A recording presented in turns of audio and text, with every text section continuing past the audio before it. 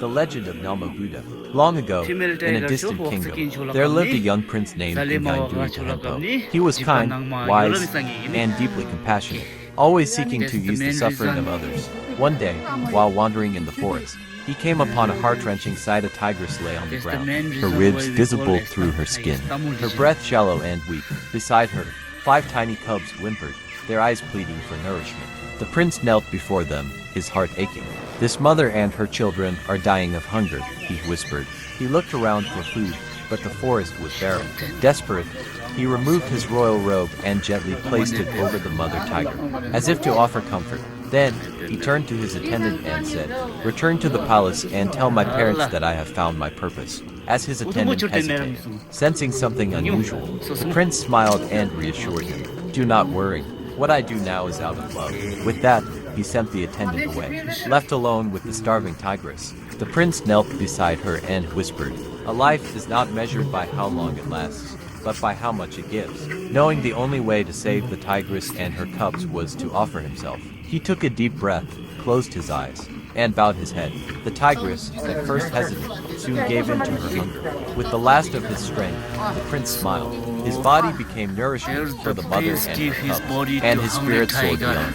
Carried by the winds of compassion, the return of the Buddha, many lifetimes passed, and the prince was reborn as Siddhartha Gautama, the Buddha.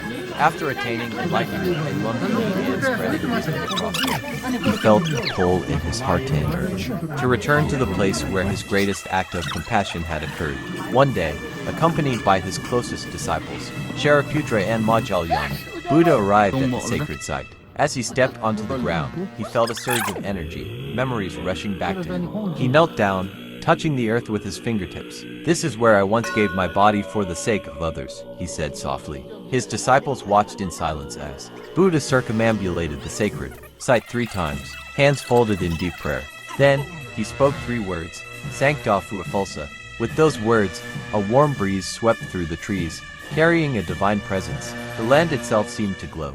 From that moment on, the place became known as Nama Buddha, a site of great blessings and spiritual purification.